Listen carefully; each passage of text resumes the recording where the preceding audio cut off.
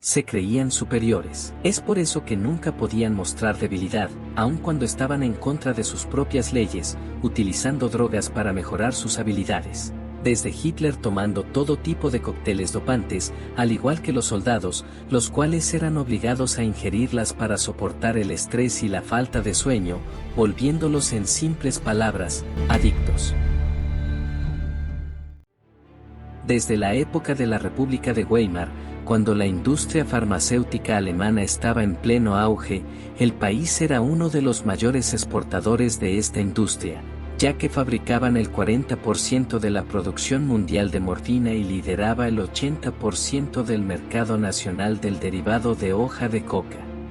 Es por eso que los nazis tenían una gran diversidad de sustancias al alcance de la mano, siendo utilizadas durante la Segunda Guerra Mundial, donde los soldados nazis eran obligados a tomar sustancias que los ayudarán a estar más alertas y mejorar su rendimiento, siendo una de las principales el pervitin, entre otras. Dicha sustancia le permitía durar hasta 3 días sin descansar, creando una dependencia insana en los jóvenes soldados. Pero los peones no eran los únicos a los que se les administraba, ya que entre los años de 1937 y 1943, Adolf Hitler fue medicado con diversas sustancias para mejorar su rendimiento a la hora de desempeñar sus labores como líder, y también las utilizó cuando debía descansar o despejar su mente y enfocarse. Pero esto era algo contradictorio, ya que el Tercer Reich tenía una política de cero tolerancia hacia las personas que consumían este tipo de sustancias, a los que tachaba de escoria social, posicionándolos al mismo nivel que judíos, homosexuales o comunistas, creando rigurosas leyes en contra de estos, ya que en 1933 se aprobó el internamiento forzoso de drogadictos. 2 años más tarde, la ley de salud matrimonial prohibía las uniones en las que uno de los cónyuges fuera adicto a los narcóticos. Es por eso que el libro El Gran Delirio der Totale Rust de Norman Ohler tomó gran popularidad, dado que utiliza evidencia de archivo de esos años donde explícitamente dice que el doctor personal del dictador alemán llamado Theodor Mohr fue una pieza clave del abuso de sustancias de Hitler, ya que le administraba todo tipo de fármacos, incluida heroína, morfina y, sobre todo, los peligrosos y adictivos psicoestimulantes precursores de las metanfetaminas. Prueba de esto se remonta durante el verano de 1943. Según las notas del Dr. Mohr, encontradas en archivos muestran que el médico le dio a Hitler un total de 800 inyecciones durante un periodo de 1349 días. Pero esto era llevado cada vez más al límite por parte del doctor y el mismo Führer, debido a que se encontró también evidencia de que Hitler había sido administrado con derivado de hoja de coca en por lo menos 15 ocasiones, las cuales no eran una dosis pequeña, sino la sustancia pura que le entregaban a la SS, el cuerpo de élite y la guardia personal del Führer, lo cual lo volvió un adicto consumado cuyas venas estaban casi colapsadas para cuando se retiró al último de sus búnkers. Es así que su proceso de adicción se puede separar en 3 etapas, la primera desde 1936 a 1941, cuando Hitler tomaba vitaminas y glucosa, es cuando conoce a Theodor Mohr, quien se convirtió rápidamente en su médico personal, el cual le dijo al Führer: te puedo poner inyecciones de vitaminas con las que te sentirás magníficamente de inmediato y con las que nunca vas a tener un resfriado. La segunda etapa comenzó en otoño de 1941, cuando la guerra contra Rusia comenzó a ir mal, ya que Hitler empezó a tomar todo tipo de hormonas, esteroides y barbitúricos. Le inyectaban hormonas de animales, incluyendo cerdos, y al parecer sí tenían efecto. La tercera etapa empezó en julio de 1943. Hitler tuvo una reunión decisiva con Mussolini, el cual quería abandonar a las potencias del eje. Por esa razón, Hitler estaba sumamente preocupado, lo cual le provocó una intensa depresión.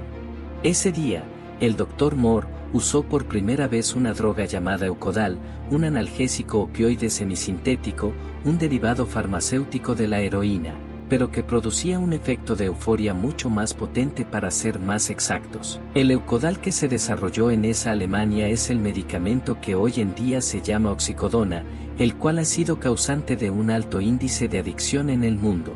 Es entonces que después de esta inyección de Eukodal, Hitler se sintió extremadamente bien y hay informes de que estaba tan eufórico y no paraba de hablar en esa reunión que logró convencer a Mussolini de que perteneciera apoyando a Alemania. El Tercer Reich, un régimen de adictos. Ahora, si bien los líderes tenían la facilidad de conseguir esas sustancias debido a su poder, los soldados y pilotos también participaban en este proceso. Pero en un inicio se les fue administradas y luego se volvió un hábito ingerirlas antes de largas batallas o cuando debían recorrer extensos caminos, ya que combatía el estrés, el cansancio y producía euforia, la cual era producida por pervitin, una sustancia que se volvió muy popular en la Alemania nazi, la cual era un derivado de la metanfetamina, y fueron los laboratorios Temmler y director químico, el Dr. Fritz Hochschild, quienes la crearon a partir de replicar una sustancia dopante que utilizó Estados Unidos durante los Juegos Olímpicos en Berlín en 1936. Y así crearon pervitin, una pastilla que tiene exactamente los mismos efectos que el cristal. Y fue así que para 1938, este medicamento se utilizaba en todos los hogares alemanes, ya que las personas la tomaban como si fuera café para mejorar sus niveles de energía. Con una dosis de 3 miligramos por comprimido, el producto se comenzó a vender sin receta y pronto cosechó enorme éxito también entre la comunidad científica del momento, que creyó estar ante una auténtica pastilla milagro capaz de acabar con toda tristeza y de proporcionar cantidades de energía al organismo sin apenas contraindicaciones. Pero poco se sabe entonces de los devastadores riesgos del consumo de la metanfetamina. Cabe recalcar que esta droga tiene un efecto euforizante muy prolongado, otorgando al consumidor una gran sensación de energía artificial, pero al mismo tiempo dañando las neuronas, lo que a la larga supone déficit de atención o pérdida de memoria, entre otros efectos. El síndrome de abstinencia suele comportar además estados de gran agitación psicomotriz, comportamientos violentos y delirios persecutorios. Obviando todo ello, Temmler hizo una importante campaña publicitaria, pero recibir el aval médico le permitió acceder sin problemas a la sociedad. La tomaba todo el mundo, desde trabajadores a amas de casa. Incluso llegaron a comercializar unos bombones aliñados con algo de metanfetamina. El imaginario nazi contribuyó a dar el empujón final. La pervitina brindaba a todo área de bien el vigor necesario que le exigía el régimen. Los científicos vieron en la pervitina un arma de guerra. Los militares lo suministraron a los soldados en tiempos de la Guerra Relámpago. Sin embargo, no sería exacto decir que fue una droga legal promovida por el nazismo. De hecho, los nazis la descubrieron al mismo tiempo que el pueblo alemán y solo después experimentaron con ellas para el uso militar. En concreto, el médico militar Aro Ranke, director de Fisiología de Defensa de la Academia Militar, el que vio en las propiedades de la pervitina una posible arma de la guerra que estaba a punto de librar a Alemania contra todos.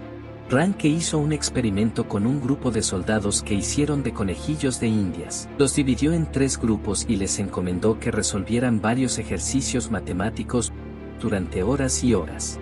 Al primer grupo se les dio café, al segundo un placebo y al tercero pervitina. Los resultados fueron elocuentes, aunque los soldados colocados con la pastilla no habían resuelto exitosamente sus ejercicios, sino que habían sido más rápidos y constantes. De esta manera se aprobó su uso generalizado y la pervitina se convirtió en la droga estrella de las campañas del arranque de la Segunda Guerra Mundial.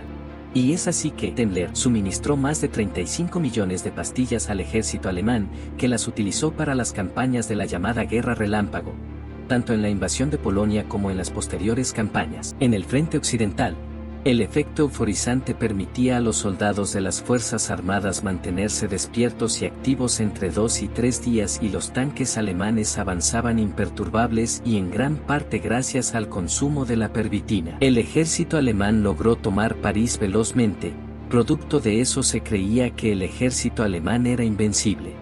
Sin embargo, ya en esas primeras campañas comenzaron a alzarse la voz entre científicos y militantes contra el uso de la pervitina, pues se lanzaron unas críticas al comprobarse sus funestos efectos adictivos, y después, tras comprobarse que tras el primer efecto estimulante, el rendimiento de los soldados cae en picado y que algunos sufrían ataques cardíacos alucinantes o repentinos deterioros físicos.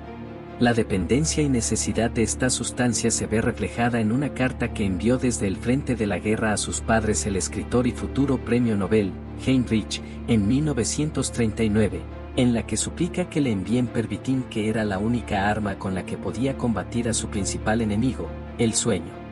Entonces, viendo que se estaba creando una adicción, el médico jefe del Tercer Reich, Leonardo, quien tristemente es conocido por ser uno de los principales cerebros de los atroces experimentos del nazismo con seres humanos, trató en este caso de parar la adicción alemana por la metanfetamina y lo lograría más o menos el 1 de junio de 1941, fecha en la que la pervitina era sometida a la ley del opio y, por lo tanto, solo podía ser suministrada bajo prescripción médica. Sin embargo, y pese a los esfuerzos de Leonardo, la droga se seguiría usando para fines militares durante todo lo que quedaba de la guerra. La última fórmula. El último capítulo de este uso militar se escribió ya cuando la Segunda Guerra Mundial había dado el vuelco definitivo. En la segunda mitad de 1944, los alemanes estaban perdiendo la contienda frente a las fuerzas aliadas y los nazis desesperados buscaban el milagro.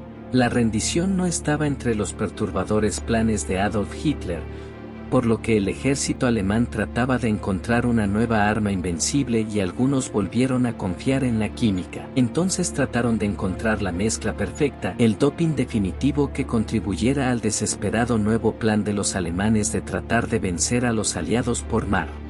El proyecto pasaba por una especie de guerra marítima a través de pequeños submarinos monoplaza o biplaza, que debían torpedear sin ser detectados a los grandes buques británicos y estadounidenses. Para ello se necesitaban soldados que pudieran mantenerse alerta durante largos periodos de tiempo en una suerte de misiones casi suicidas. Así fue como el Dr. Gerard, oficial médico de la Armada y catedrático de farmacología, trató de encontrarla a través de la mezcla indiscriminada de varias sustancias en las que había derivado de hoja de coca, pervitina y derivados sintéticos de la morfina, un cóctel brutal que se llegó a probar con prisioneros del campo de concentración, prisioneros a los que se les hacía caminar hasta el cansancio para comprobar sus reacciones. Por supuesto, su rendimiento no mejoró para nada, los experimentos fueron auténticas torturas y esta mezcla milagrosa nunca llegó a repartirse entre las tropas alemanas. Gracias por ver nuestro video. Si te gustó el video, por favor dale like y suscríbete para que no te pierdas ningún video.